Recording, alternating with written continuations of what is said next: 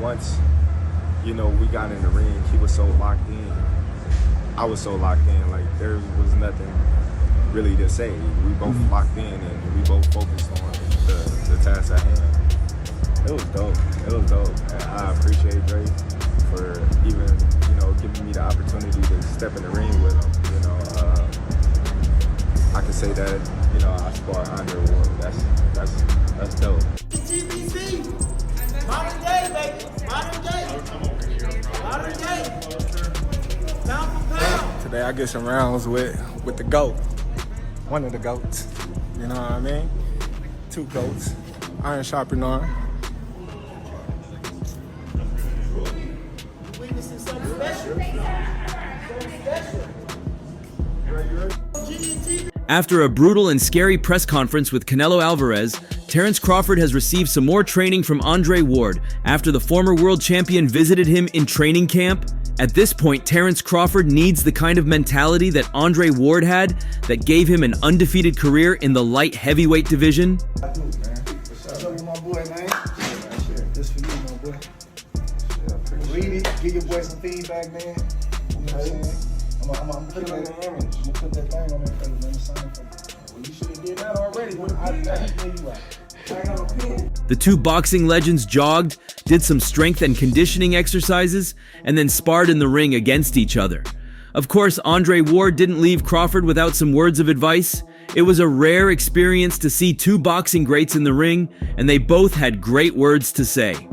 Once their sparring was over, Andre Ward was booming with so much confidence about how Terence Crawford was going to break Canelo down in the ring. I appreciate Dre for even, you know, giving me the opportunity to step in the ring with him. You know, I can say that, you know, I spar Andre Ward. That's dope. You know, so you know, it was good sparring. It was very a very good experience for me.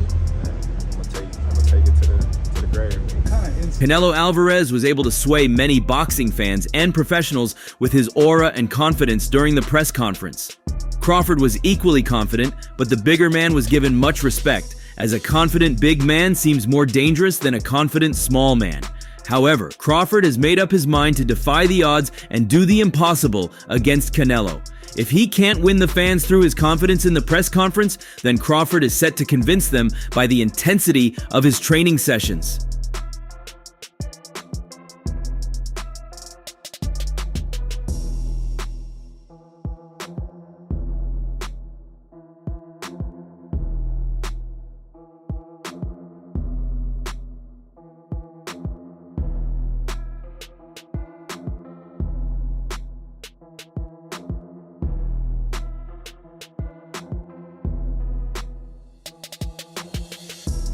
Ahead of the fight night, where he is aiming to get the 41st victory of his career, Crawford has drafted in the services of boxing legend Andre Ward, who was seen doing some touch sparring with the Omaha Puncher. Ward uploaded a snippet of their move around to his social media channels on Wednesday morning, which showed Crawford working on his hand fighting at his gym. The comment section was flooded with fans giving props to Crawford for the legendary link-up. Reacting to the clip, one fan wrote, "Iron sharpens iron." Another tweeted, "Two of the GOATs going at it." Timing right now with somebody like Crawford and Spence, they're not interested, and I don't think you can really knock them. And some people say, well, how you gonna say that about Canelo but not Crawford? It's a difference, bro. Terence Crawford fought the best dude in the division. Did he not? Yes, sir. Yeah. You can fight number one, then you can go fight a B-level guy, C-level guy. You should not fight top fighters every single time out. I know they used to do that. A third added, "Some knowledge in that ring." Somebody else posted, "This is why Terence is pound for pound. He has masters of the sport in his gym and he gives them their flowers." Meanwhile, a fifth supporter remarked, "The two best Americans since Floyd Mayweather." Ward is one of a select few world champions who retired undefeated.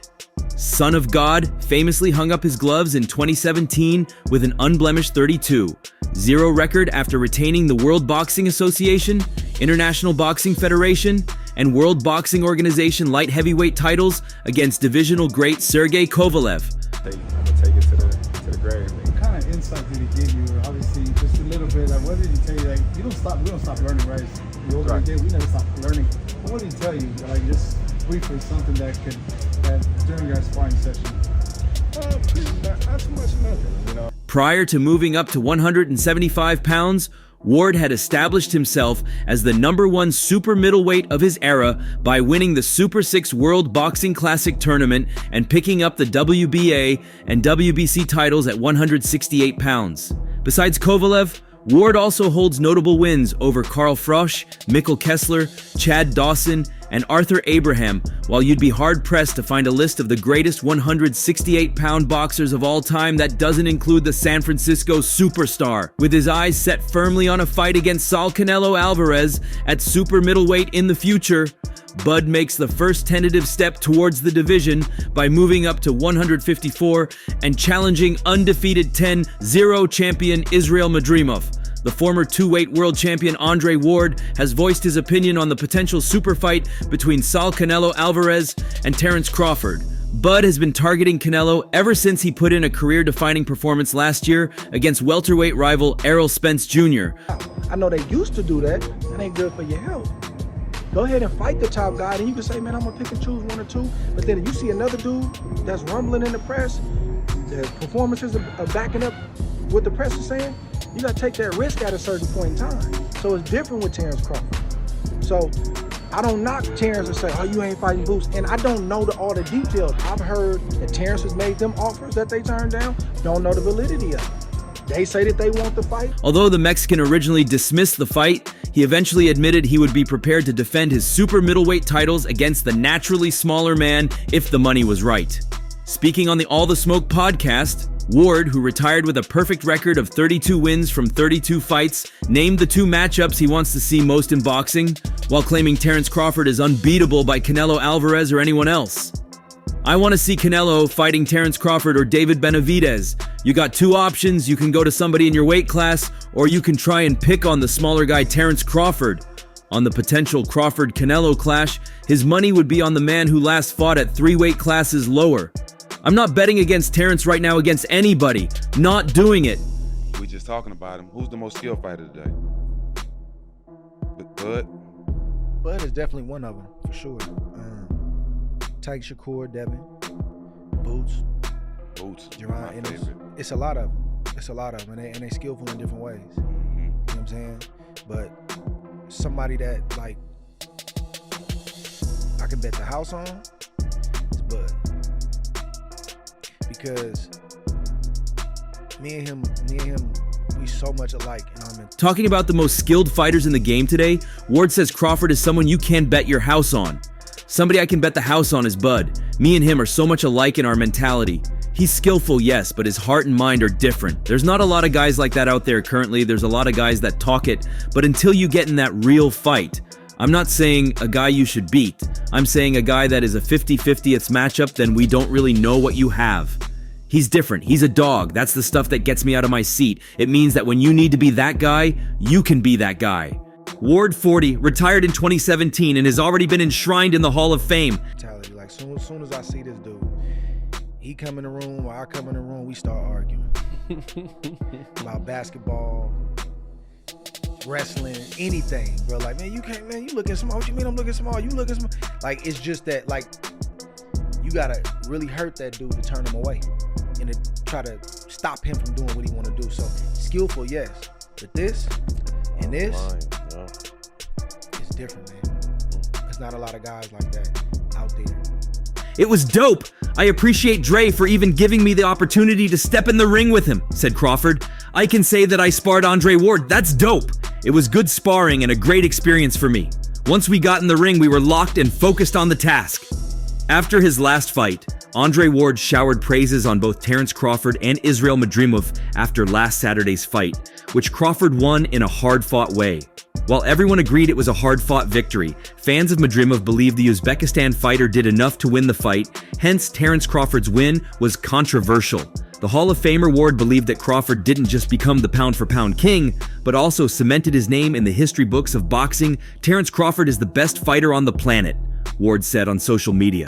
Newsflash, he's been the best fighter on the planet for a long time now. Currently, there's a lot of guys that talking, but until you get in that real fire, I'm not saying a guy you fighting a guy you should beat. I'm saying a guy that it's a 50-50 matchup. We don't really know what you have. You don't even really know what you have. And I've seen Bud tested. I've seen Bud tested outside the ring, things that they said about him, how they treated him, narratives that were put everywhere about him. And I seen him fight through it. I seen him push through it. I seen him navigate. I seen him, like Bud is a. Don't get it twisted. Madrimov is a great fighter, and he showed what he's made of. He is probably the only fighter to ever trouble Terence Crawford this much, and one of the few who constantly run to the smoke. I respect that, Andre Ward said. Andre Ward was also with Shakur Stevenson at the weigh-in to support Terence Crawford, and he wasn't happier with anything else but Crawford's victory. In the ring, despite the hardship, Terence Crawford showed Andre Ward that the lessons he passes on to him aren't just a waste of time, but a step towards making history. Crawford, now a 4-division champion and former undisputed 140 and 147-pound king, went the distance for the first time since 2016, ending a streak of 11 straight stoppage wins. Although Bud bested the dream, the win was nowhere near the spectacular performance Crawford pulled off last 2 summers against Errol Spence Jr. in a career-defining win. So I think when I retire, I have a lot of things to put my energy into. You think you're gonna be somebody that come back? Nah, When you done, you done. it's over with. It's over with. It's $100 million on the table, bro. I'm coming back. I'm coming back. I need to get that and I'm retire I'm coming again. back. Let me get that and I'm retire again. I'm coming back. 100 M's? Yeah. One more, Terence. It depends on the age.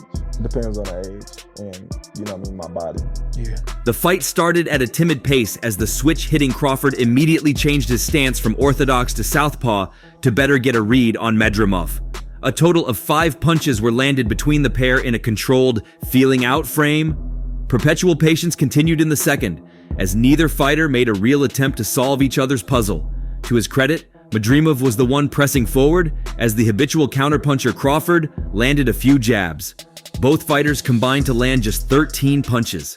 Crawford tried asserting himself in the 10th by closing the distance and battled well, but Madrimov continued to box beautifully by landing the harder shots in an even round. Crawford had his best round in the 11th, masterfully countering and pouncing at the sight of an opening after landing a left hand in the final 30 seconds. Crawford landed another short combination, causing Madrimov to hold. Because it ain't all about the money. Yeah. I'm going to make money. I'm going to get money. For 100 million, you will come back. Right now. I gotta pray on it, bro. No, you ain't got to pray on nothing. I have to.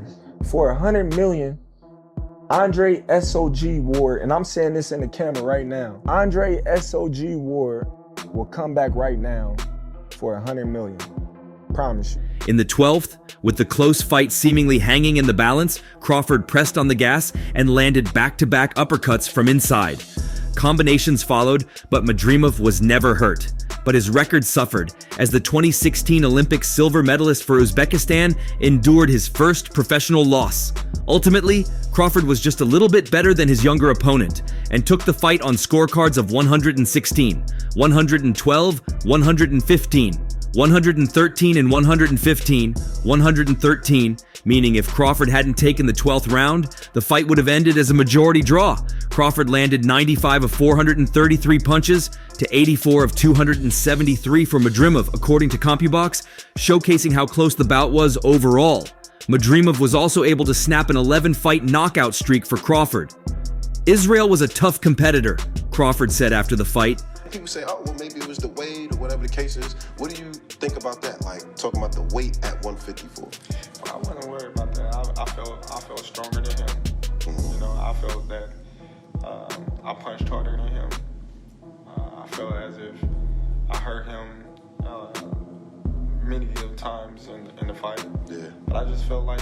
I knew he was going to be tough, like I said. He's really strong, he's durable, and he took a lot of good shots. Like everybody knew coming into the fight, he had fast feet and good rhythm upstairs and was strong.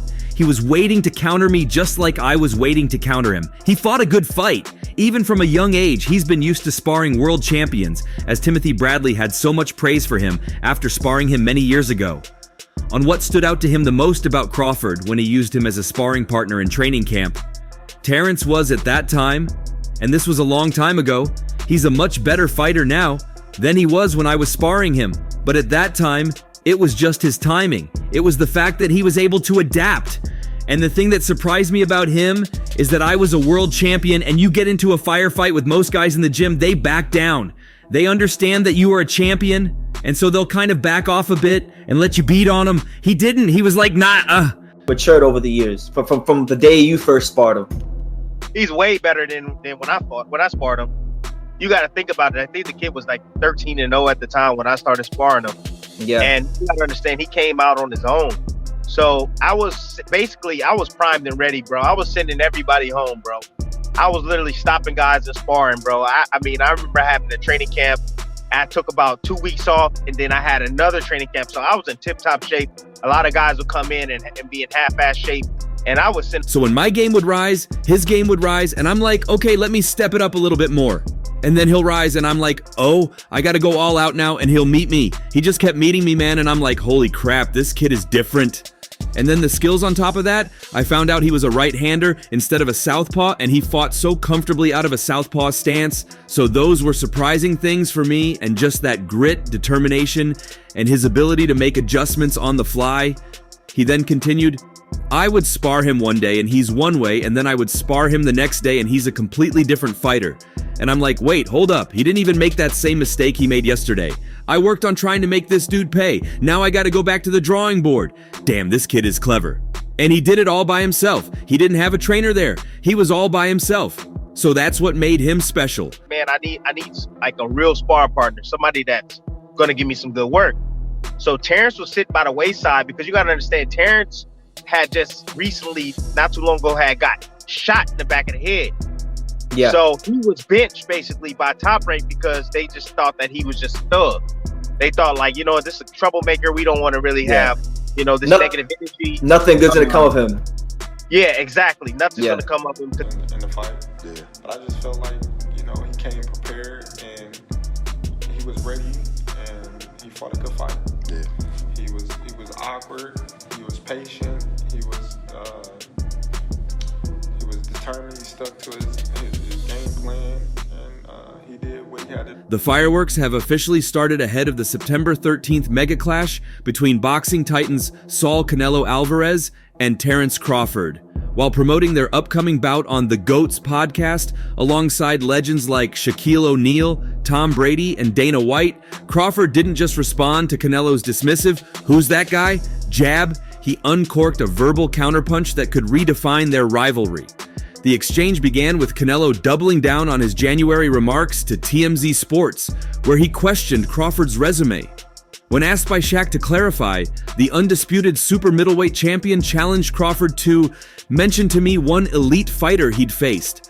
Canelo then brutally dismissed Crawford's mentions of Victor Postel and Ricky Burns, further attempting to diminish Bud's career, but Terence Crawford wasn't about to let his legacy be shattered.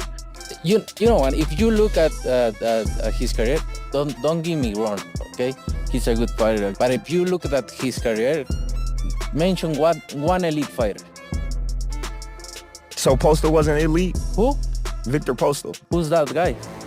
So Ricky Burns wasn't elite? Ricky Burns doesn't elite. Okay. He's not. While acknowledging Canelo's great resume and the lot of great champions he's fought, Crawford subtly introduced a devastating asterisk. At the age that he fought him in, they were already on a decline. Some of them, you know, and when he didn't, you see what happened, he declared. Crawford then unleashed a series of pointed criticisms, highlighting moments where Canelo arguably fell short against top-tier opponents. He pointed to Alvarez's unsuccessful attempts to make history against Floyd Mayweather and Dimitri Bivol, stating that when Canelo went up and tried to be great like I'm doing, and you know he came up short. Bud even revisited Alvarez's 2014 split decision victory over Erislandy Lara, flatly stating, "I thought Lara beat him." He also referenced Jermall Charlo, noting, "My boy from Texas, they gave him problems," implying Canelo struggled in that bout as well. And do you think fighting the 4-pound smaller king does more for your career than facing the bigger, menacing Mexican monster and David Benavidez?